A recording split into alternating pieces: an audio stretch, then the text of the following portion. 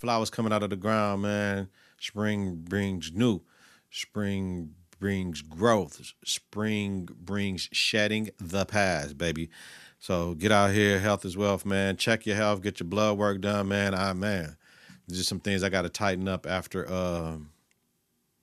coming out of Ramadan, man. I've been going crazy on the carbs and you know what I mean? And all the bad stuff, like too much of the chips, the jalapeno kettle chips, and you know what I'm saying?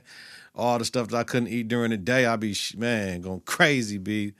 But I'm in the gym, so it's like, yo, but it's not working out right, B. So I got to get it together, man. Y'all know what it is. Health is wealth. We got to take care of ourselves. Hold on, man. This camera, look. There it go. There it go. I knew I wasn't crazy, B. Like, yo, B. Like, oh, all right. Just be straight, man. Y'all ready, man? Let's jump into it, man. Konfident Service Announcement for the week. Y'all get outside, man. Get outside, get some fresh air, B. Konfident Service Announcement of the week. I am going to have sometimes venting sessions. And today is a confident vent. That's what we're going to call this. KSA Confident Vent. I'm going to tell you a few of my pet peeves. Let me see if you agree with me. Or, you know, if you don't, I'm fine with that as well. Okay. Not the weed smell, but your wraps, sir and ma'am, that you're smelling, that funky smell is disgusting. I'm going to the grocery store and I got to smell that. And then if you take it with your clothes or your weave or whatever, it is what it is. It doesn't create delightful smells at the grocery store, right? So if you can you not come fresh off the blunt, the wrap into the store, like fresh off the joint, like, and come up in there because you fucking stink. Another one of my pet peeves is people that are either on a speakerphone conversation in public, or we all know the dreaded FaceTime conversation without headphones in public. Huh? I can't stand that. And another thing I can't stand is people that are on the FaceTime conversations in public at the damn grocery store. Huh? Watch your side. So you ain't looking at the motherfucker. Can't tell the motherfucker to hold on. And you one hand and grabbing one thing at a motherfucking time. You got two hands for a reason, B.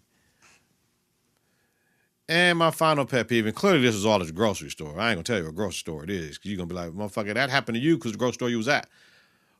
People that wait until the cashier tells you your total, then you get your wallet out your pocket if you're a man, get your wallet out your purse if you're a woman. You got to sit your purse on top of the thing and dig through the motherfucker to find a card you... Pet motherfucking peeve. I can't stand that shit. As a kid, I can't stand motherfuckers that go to drive-thru and say, hold on a minute. Everybody knows what's at the fucking menu at Wendy's, Burger King, and McDonald's, nigga. Why the fuck? Order when you're ready.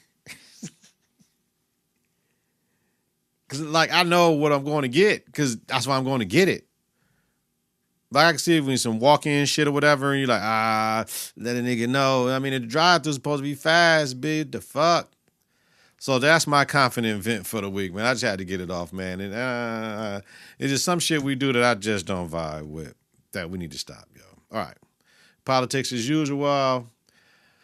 Not nothing real, but like I told y'all in the teaser leading up into the content this week, I believe President Trump is making us razzled, frazzled, doing shit because, you know, it gets under our skin and he says a lot of shit, throws it out there, knowing he ain't got no legality with some of the shit he doing, some of the shit he just being gangster on, or like, fuck it, take me to court and let it get tied up in litigation.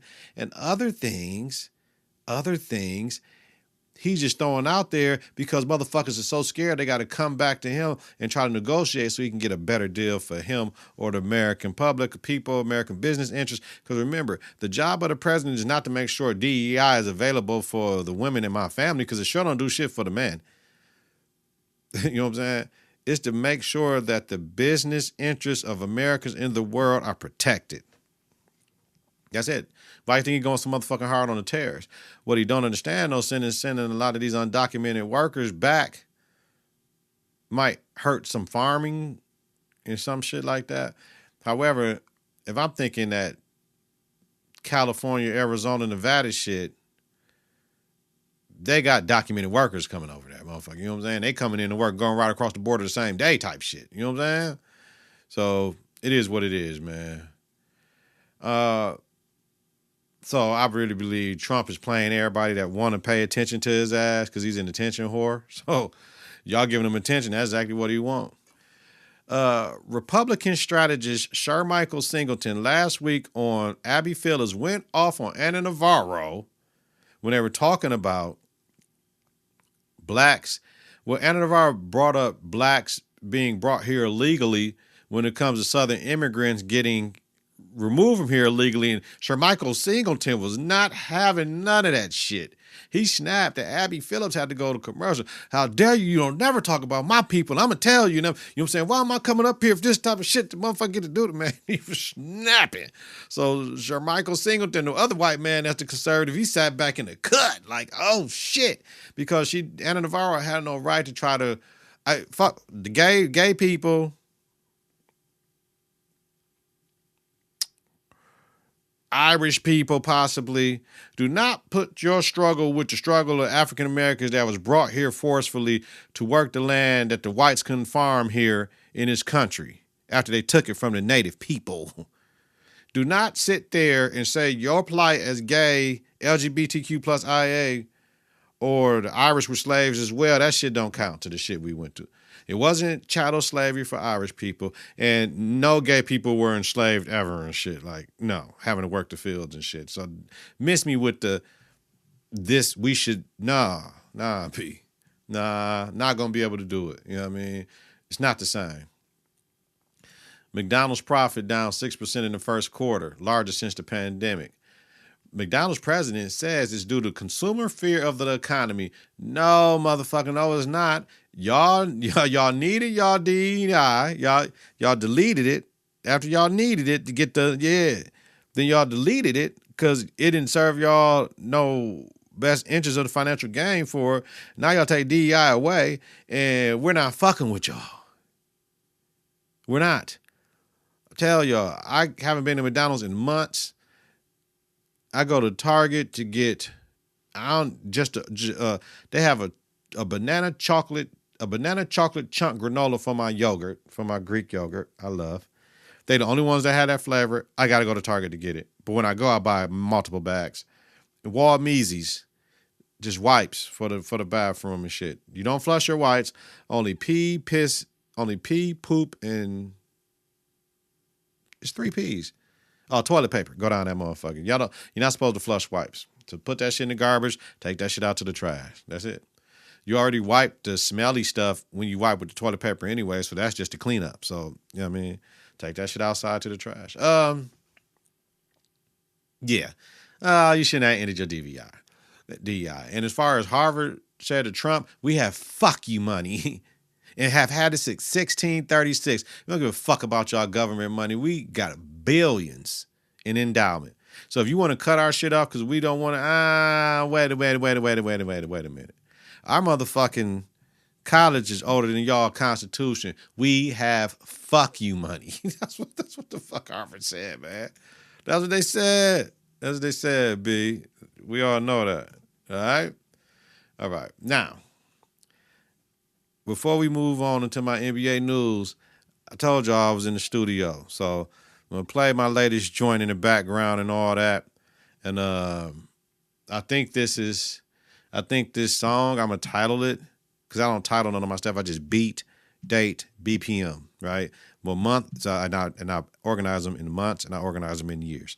So, that, you know what I'm saying? This is beat 3 or whatever for whatever May, April, whatever it was. Whatever it is what it is.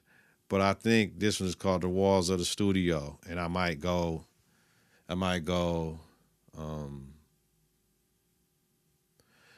Nip, Kobe, Pac. Malcolm X, who's all behind me right here, man. My black brothers I believe in. Shout out to Biggie, shout out to Eazy-E, shout out to, my grandfathers and uncles and all that shit. But as far as the entertainer cats right there, and the revolutionary cats, I gotta have them on my wall, and this might be to my studio wall, yo.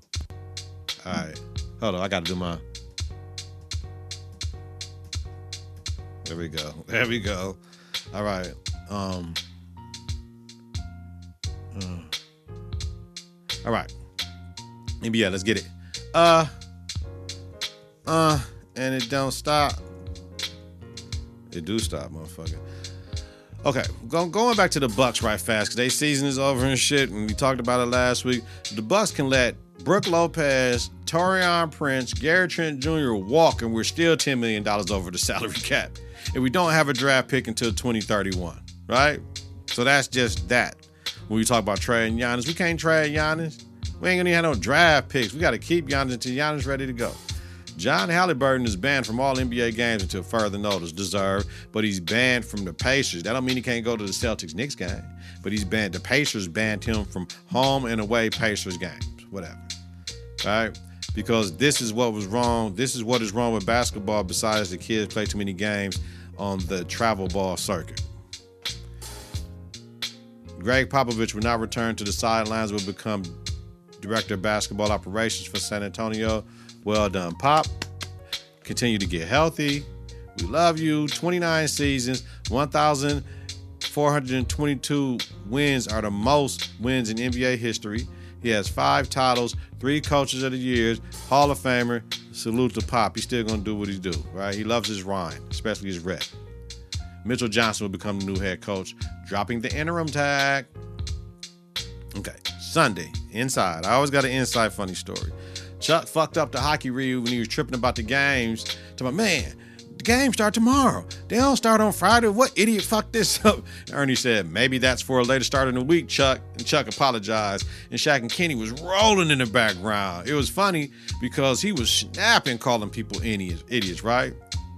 And then I don't know if I was listening to First Take, NBA Today, or I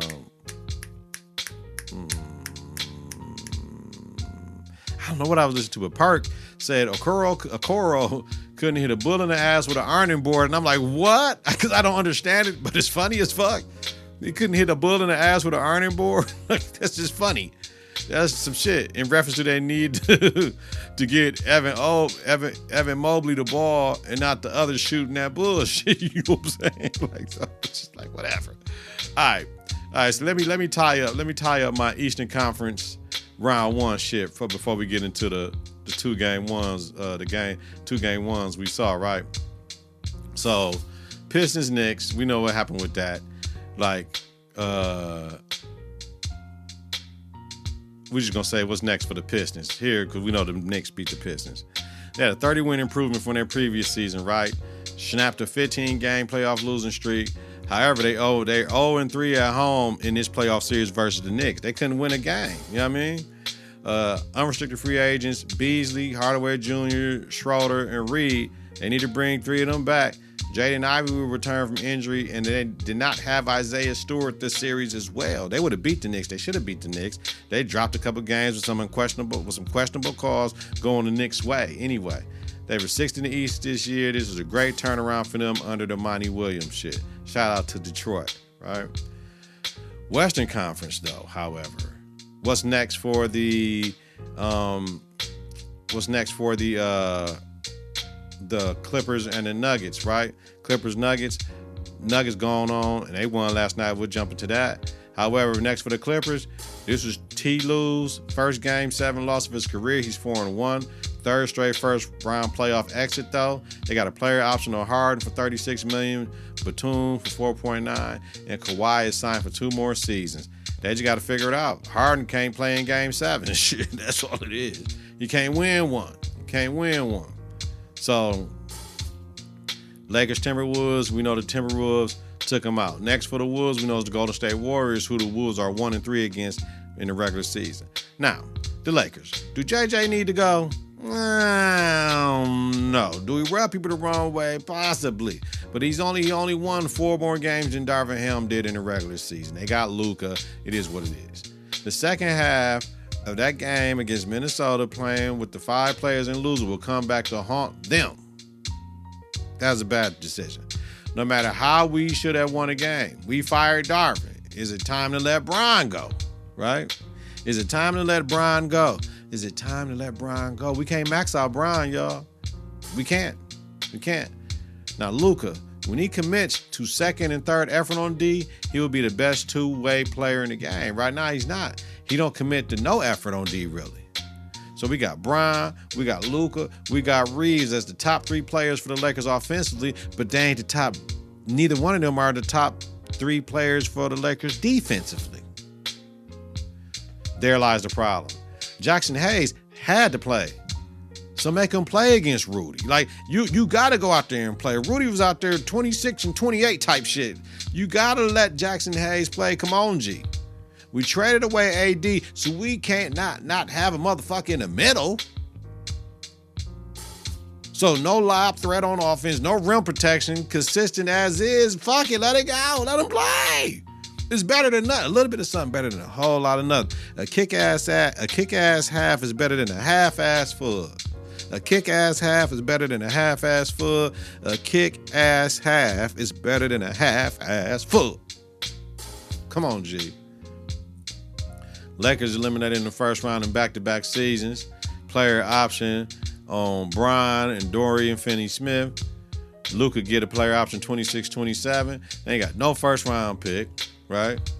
So after they lost to the Wolves, right, the Lakers going to release injuries. And LeBron suffered a grade 2 MCL sprain in Game 5. That shit ain't cost them the series. What y'all trying to say? They wasn't going to play the rest of the series? Austin Reeves this. Everybody got this. Come on, man. Stop that. JJ says the Lakers need to get in championship shape. Hello? Who? The Lakers? The Lakers need to get in championship? What championship? Hello? We don't do blanket statements in emails, fam. In emails and statements, none of that shit. I hate when motherfuckers talk. Hey, the motherfuckers is coming in late. Put that shit in the email. Quit being a punk about the shit, man. Don't be sending everybody the bitch-ass email that we got to take, and it's part of the job, B. Address who you need to address. Luka, get your ass in shape. Brown and Austin commit on the defensive end. Otherwise, we losing every year. And this is why I love Bomani Jones. He said JJ responded pregame to the reporter asking them about subbing in games 4. Bo said JJ responded like, is this motherfucker trying to play me? And got up and walked his ass up out of the pregame, game 5. JJ interrupted the reporter. What, you don't think I talked to my staff and shit like that? I talked to my staff about everything. He's like, I was just asking because you ain't subbing, motherfucker. And I know your staff wasn't with that shit. You know what I'm saying? That's why my mom said, is this motherfucker trying to play me, man? You know what I'm saying? Once again, LeBron cannot take the max of $52 million. I ain't counting your paper. You can't take the max. How we gonna get a fucking rim protector if you take the fucking max? Right?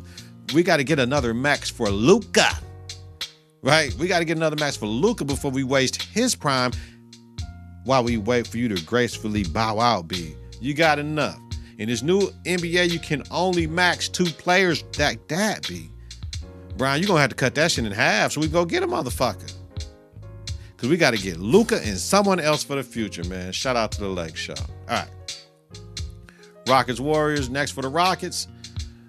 They're the third 2 seed to lose in the first round in history. Unrestricted free agent Steven Adams. They got a 44.8 team option on Van Vliet. They were a year too early, but they could have made more noise if Jalen Green showed up a little bit, who they depend on to show up like that. They have room to grow and grab a superstar to help them out with their young nucleus because they have draft picks. Did you hear what I said, though? They have room to go and grab a superstar to help them out with their young nucleus. So why the fuck are we talking about going to get older motherfuckers? We can't get 37-year-old KD. 30-year-old Giannis is kind of pushing that young nucleus shit, but he could be the OG and he won already and he can bring it in. But they need a shooter. Giannis ain't no shooter. So that's why might look at KD. Right? They need a 3-point specialist, right? And my thing is, Jalen, why don't you just work on your shit, son? Like, you know what I'm saying? Work on your shit in the offseason so they won't trade your ass. I know you hear the shit, Jalen Green. The KD talk is cool. However, if there's someone else younger they can get, motherfucker, they got them on the team. Motherfucker, work on your shit. They got a couple cats. Because some of them cats ain't going to motherfucking where, Jalen. That's why they talking about moving your ass. All right. Conference semifinals. Man, when I tell you, it feels better. It looks better. But I tell you what, I ain't with this staying up to like midnight, fam, every night. So I made an executive decision that I will not watch Inside the NBA after the games anymore. I will watch Inside the NBA in the morning. I'm not watching it. I'm going to bed. I'm taking my ass to bed, man. So let's start in the East, man. East semifinals. First of all, Cavs, Pacers. I got Cavs in 6. However, Garland ain't playing. If Garland don't play tonight, I'm flipping this shit to Pacers in 6, all right? Without Garland, it's a wrap because Indiana beat them 3-1 in the regular season. So, game 1, from 3, the Cavs were 9 for 38, Pacers 19 and 36. There you go. We made 9 more tray balls than y'all. That's it. That's all the fuck you need to know. And then, like, Jerome and fucking Donovan Mitchell took like, 50-something fucking shots. Like, Evan Mobley, took nah, B. Hell no. Fuck no. But Evan Mobley ain't got no shit. He ain't gotten his finishing package, his off-the-dribble package. He ain't got that shit. So man, folks, work on your shit, y'all. Work on your shit. All right. 2-3, Knicks Celtics. I say the Celtics were 4-0 during the season and won by 16.3 points. Tatum averaged 33.5. Brunson averaged 26.8. I'm picking the Celtics in 6. Well, shit got fucked up. Last night, quarter 1, Tatum got that silly foul 40 feet away from the basket at 2:07 left in the first out of frustration due to the fact he didn't get the call the previous way. We trying to win a chip, nigga. We don't need you getting no other fouls and then we got to sit your ass. You supposed to be the best player on the team and the leader. We don't take fouls just for no reason. We got to be smarter with our fouls, JT, right? And I watched in the first quarter, JT settles for too many threes, get to the midi, but this has been the Celtics this year.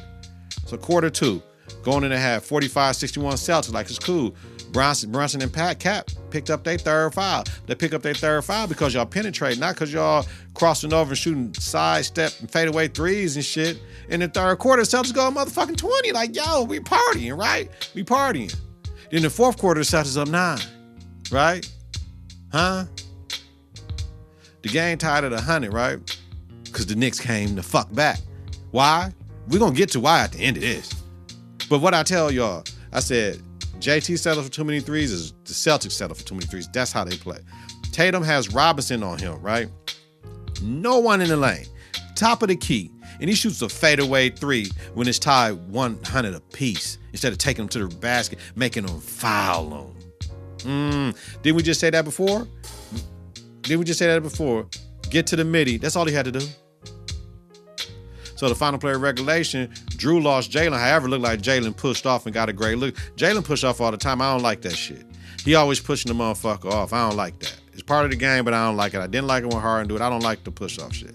When I really saw Jordan pushed off Byron Russell, I didn't respect that shot. Okay? Jalen and Brunson got a great fucking look. So into OT, down 3, Boston went cross court to JB with Bridges on him. Did basically the Knicks' best defender. And JT had a smaller play on him coming up the gut. Why the fuck did we pass that over there? JP was 1 for 10 from Trey for the game at that point. What the fuck was he going to do? So Boston lost the game by shooting way too many threes. But this is their MO. We talked about this. I told y'all we're going to get to why the fuck they lost the game. They was up 2-0. New York. Just a word to the wise. Y'all won a game, but Tibbs, that was a lot of energy to win that motherfucking game, B. You're going to have to use your bench against Boston. You can't do the shit what you did. Because I can see a gentleman's sweep if that's the case. Boston, 15 of 60 from Trey. 15 of 60. They missed 45 trays, B.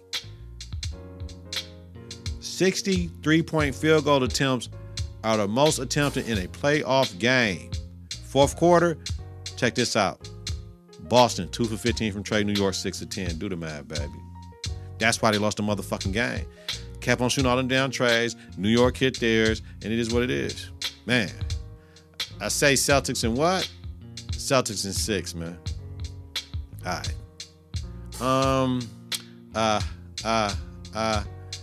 West Coast, Western semifinals.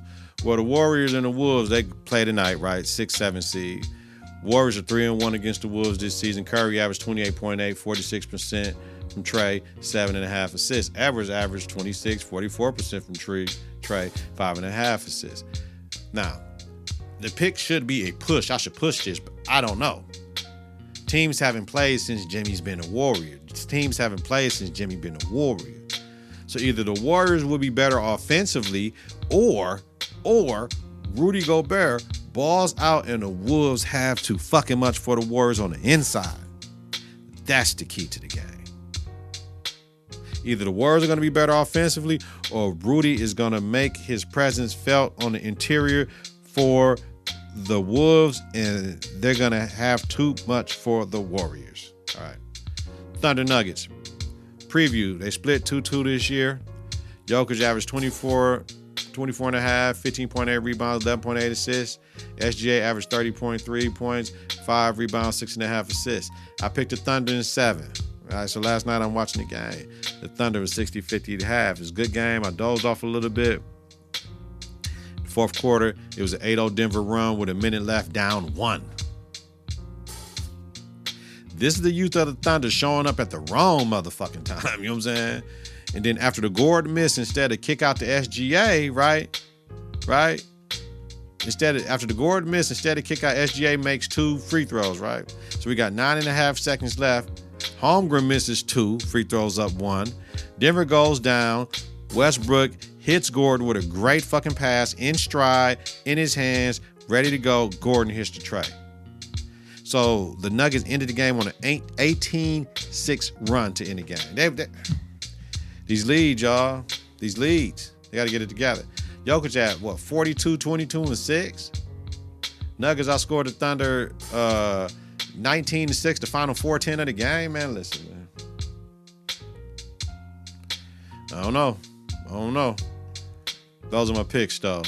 Those are my picks.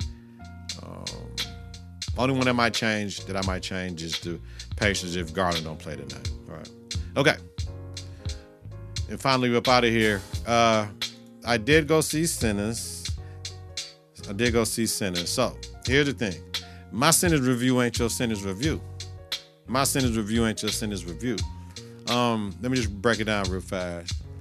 Hype, groupthink, individually wanted to be different. The positives and the negatives, right? All of those can be true. So my thoughts, the blackness, first of all, loved it. The costumes, the cinematography, our struggle being brought out in the 30s, okay? You go to Chicago, come back home, but then we find out y'all got ran your ass out of Chicago, stole from the Italian, stole from the fucking Irish mob and all that shit. We see in the South the two sides of the street, Jim Crow, separate but equal. You got the black side, you got the white side. You know what I mean? Like, so that's just living separate but equal. Okay. The Asians to have the black store, general store on one side and the white general store on the other side. Like, love it, right? The music scene in the juke joint was dope as fuck, man. When it was going on, I'm like, what the fuck? And it was going and they were showing the culture and all this shit. And we know, the movie is about the blues in the South and it came through the church and how music is and it can make things happen, but it can make good things happen. It can make bad things happen. It's like you're summoning spirits and energy and all that. Like, yo, when the women was twerking in the kitchen, I'm like, hell yeah, I'm so, you know what I'm saying? It was cracking.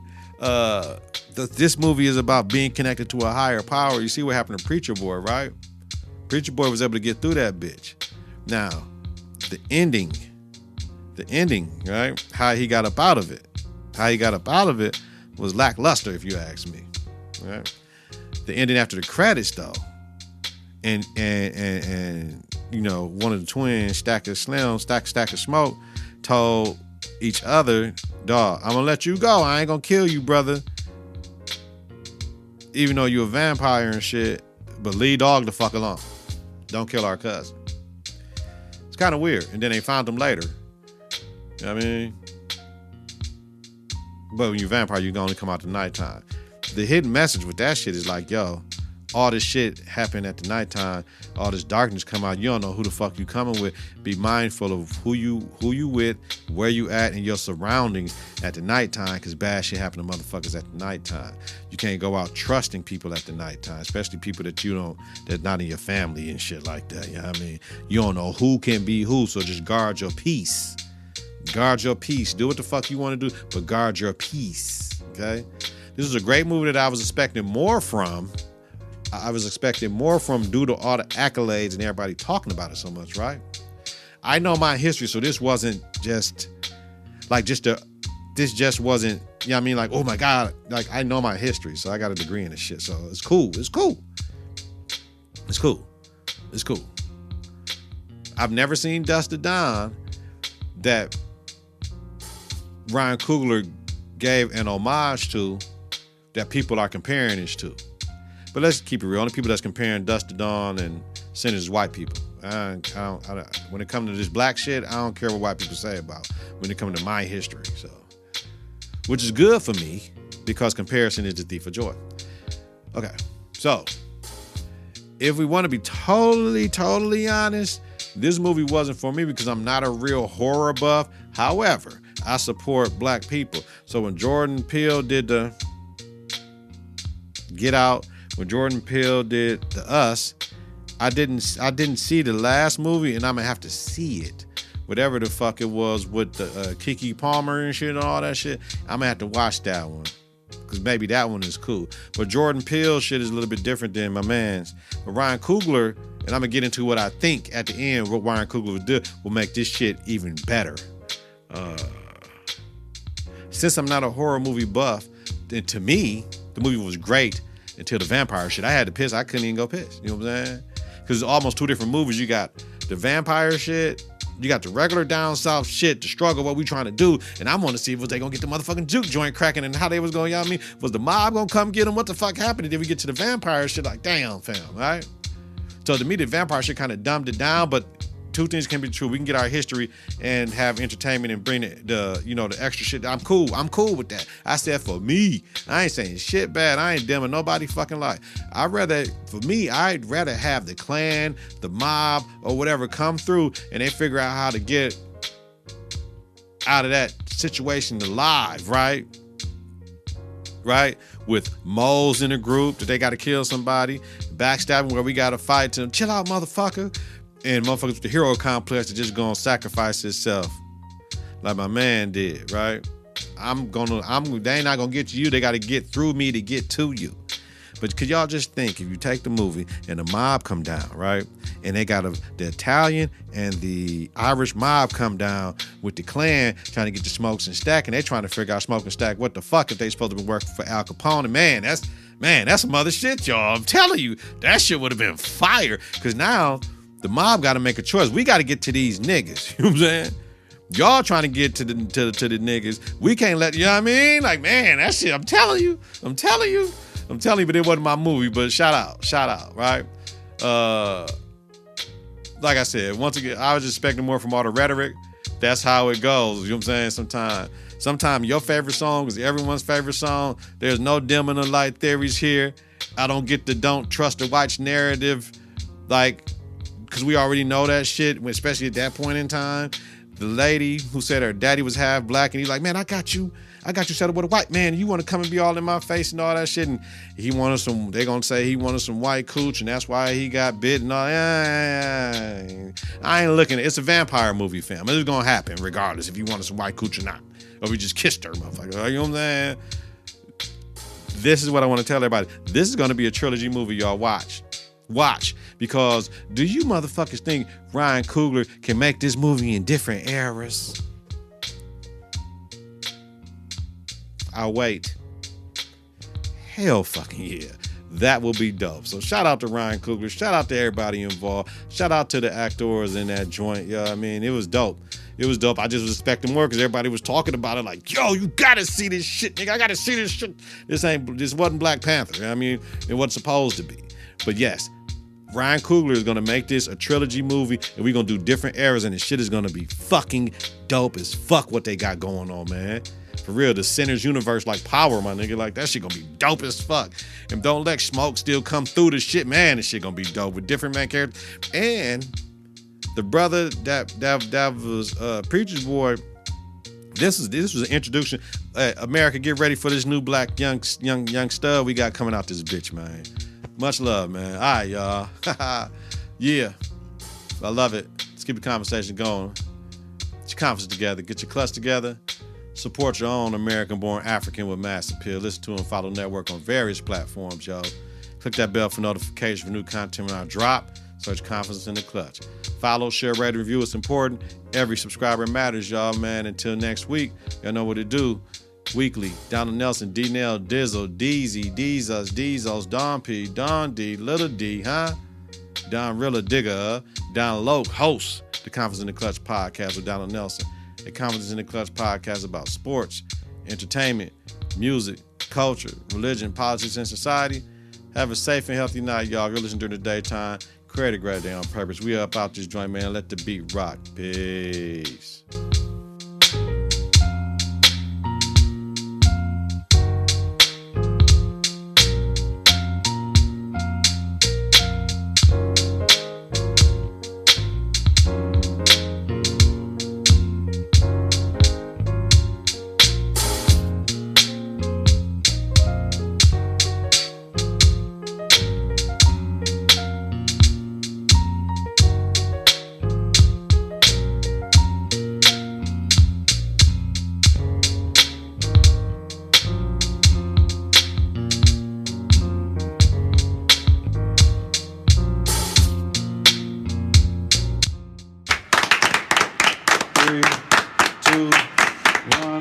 Confidence on 3, in the clutch on 6. 1, 2, 3. Confidence. 4, 5, 6. In the clutch. Confidence in the clutch.